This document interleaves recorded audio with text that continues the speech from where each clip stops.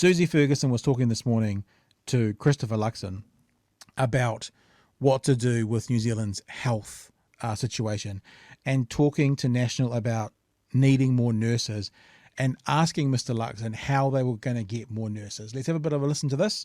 We can stop along the way if you want to jump in with anything there, George, but this is Susie Ferguson talking to Christopher Luxon primarily about nursing. Honestly, we're not going to go into the bit about tax, but the second part of this interview where she's talking about tax is as good. So maybe you can go and listen to that to yourself off the RNZ website. But right now what we'll just listen to is the part about nurses and nursing and what National would do as a government to get more nurses into our health system. On the nurses, because the nurses do seem to be a real crunch point here. How would you bring in more nurses though? Because, you know, if you can get paid more in Australia, why would you come here? Well, the point, Susie, is that at the moment, yes, there is a worldwide war for talent, no doubt about it, and certainly in the healthcare sector as well. But we're doing this with one hand behind our back, because on the one hand, we're saying if you're a doctor, you can come to a fast track immediately to residency. But if you're a nurse or a midwife, you can't. You've got 2 years to wait. But getting residency doesn't pay the bills, Mr. Luxon. So would you pay the nurses more? But what it does is it actually means that when we look at Australia, who actually offer nurses, whether they be in Wales or India or South Africa or anywhere else considering coming to their country, they actually have a fast track to residency. We don't have that, and as a result, we're a much less competitive or desirable place for people to come. So that we've got to make sure if we want the best to come, we've actually got to be the best be the best in immigration, and we're not. But also, they do pay them more. Bottom line. So, are you saying that you wouldn't pay nurses any more money? What we wouldn't be doing is we wouldn't be spending billions of dollars in a health restructure that's going to... So here's the gish gallop, yeah? She's asked a very direct question. So are you saying you wouldn't be paying the nurses anymore?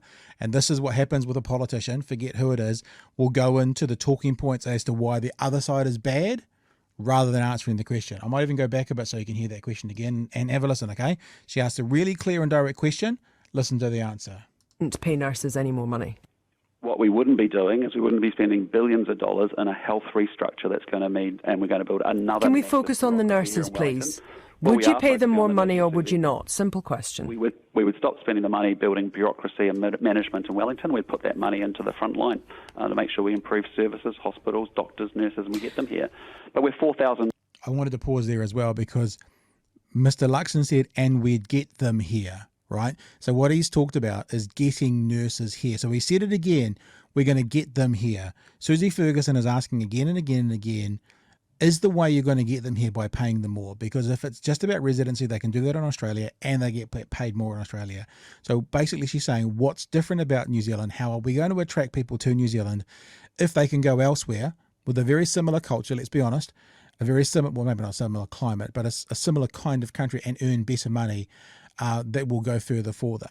So one of the things that Mr. Luxon just said was, and we'll get them here. In other words, National are saying, we're going to get these nurses here.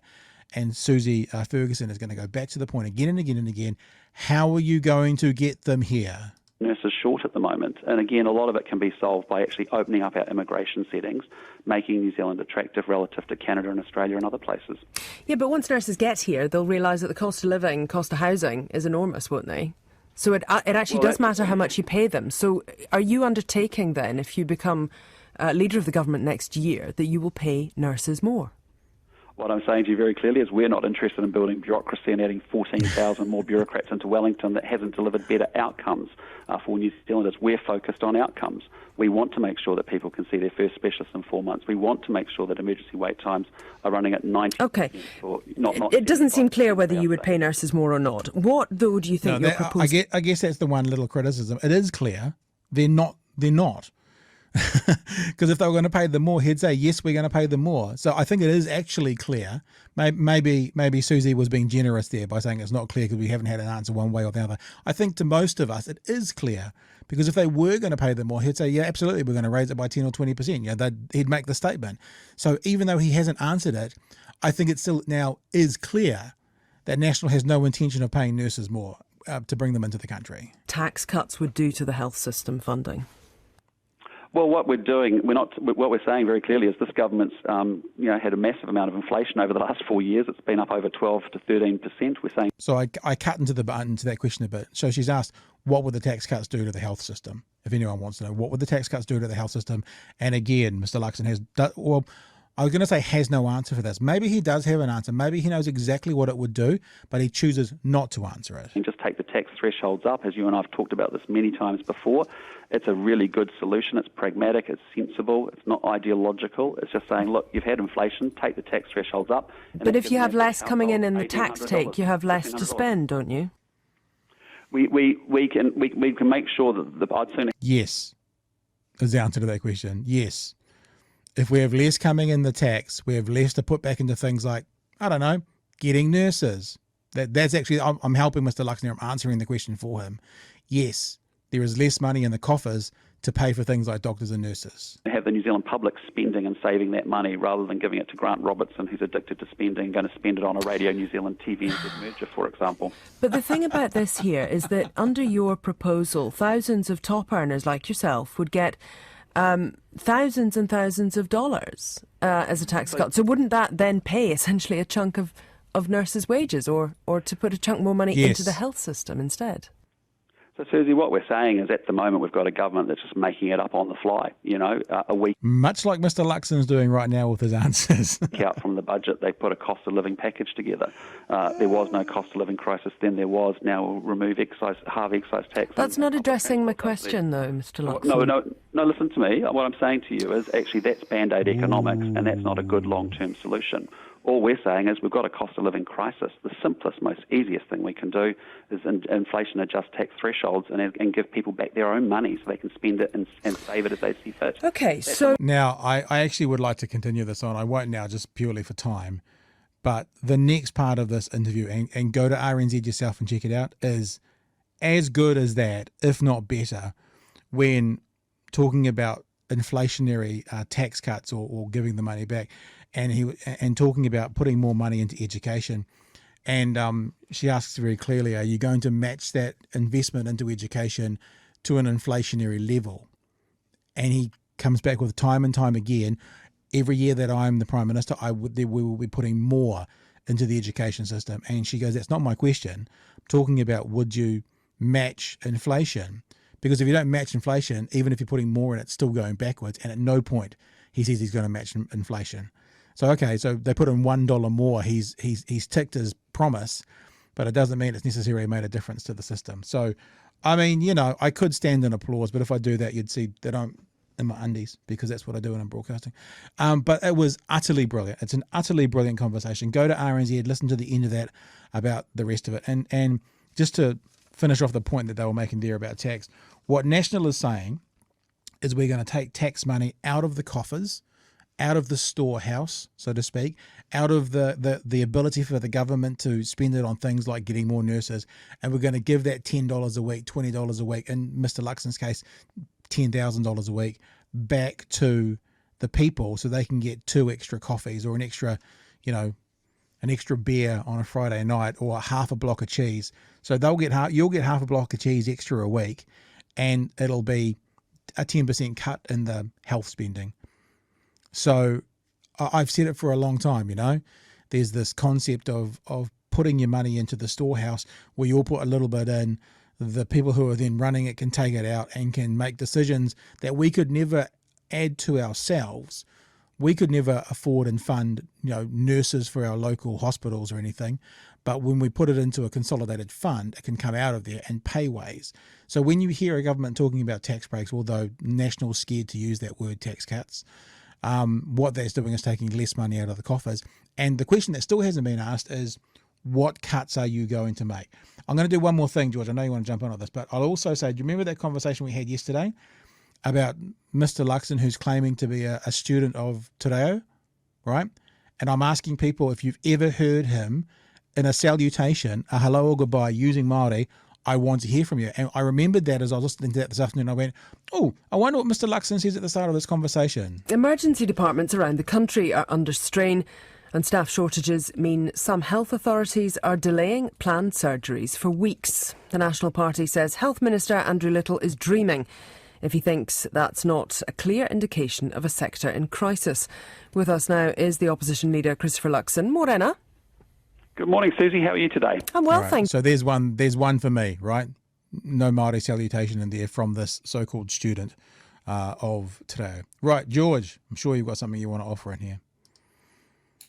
Are we going to applaud first of all? I'm going to applaud. Yeah, Susie. yeah, that's what I was going to say. I mean, RNZ is a common place for this sort of pushback, right? So yeah, that's awesome to see, and hopefully we get a bit of that going forward. One little thing that I noticed is the language is around addicted to spending is an interesting choice of phrase, right? I think you could sort of read into that quite a bit in how National pick their talking points when it comes to connotations and that sort of thing.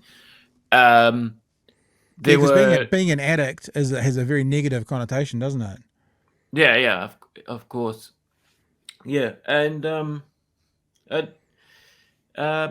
mean, I didn't really have that much more to add to what you've said. I mean, didn't Susie do it all though? Honestly, wasn't that exactly what we've been talking about for a couple of months?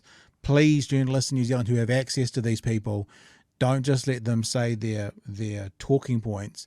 All you got to do is say how, and that's exactly what she did. How are you going to attract these nurses? Especially considering that National is going to try and, I mean, among the sort of dog whistling in terms of co-governance or whatever it might be, considering that their main sort of thing is going to be cost of living crisis, then it's going to be easy enough to sort of push them on the how question, and see that really that there's nothing much behind that they might jump to inflation, which is easy enough for them to do. Yeah, no but depth. Really, when it comes to wages or anything like that, there's not much going on. And it reminds us of what Bryce said last night, that really it's just the same old thing, that National, he said, to watch out for this sort of talking point in the coming months, where National is able to put the blame on the working class, basically, and wages and that sort of thing, and make their historical constituents happy, the employers of this country, and so forth. Yeah, and look, I think we've been quite fair. We've said it about Mr. Luxon and also the Prime Minister as well, that if they haven't got policy set for next year, then trying to trap them about policy for next year, whether that be on capital gains tax or whether that be on are you going to sign with ACT, is a bit of a, I mean, it is the kind of trap question, whatever that phrase is. But also, from one of the very first things I think we ever did on this show was talk about Christopher Luxon saying rents have gone up by $50 a week. And no one said, how are you going to bring rents down?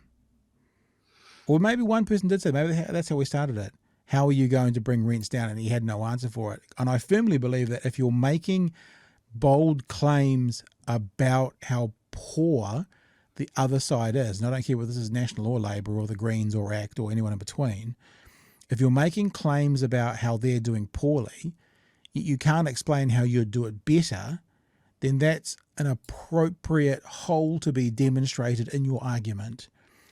There's no depth to the argument. Because I think the thing is, as I was saying in that, I think he does know the answer to those questions, but he can't say them because they would undermine his own talking points. Yeah. So I think we all know the answers to those questions.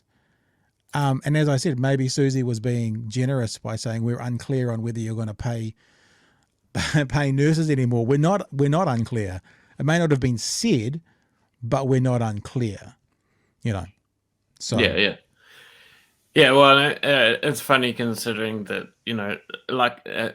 you would have heard this line where Luxon says, this is evidence-based policy, the non-existent policy, not ideology based, right? So basically what he's saying there is we're not basing this on, and this is related to our conversation we're about to have, we're not basing this on any principles or anything. We're basing our non-policy on some sort of skewed evidence that I'm not going to get into.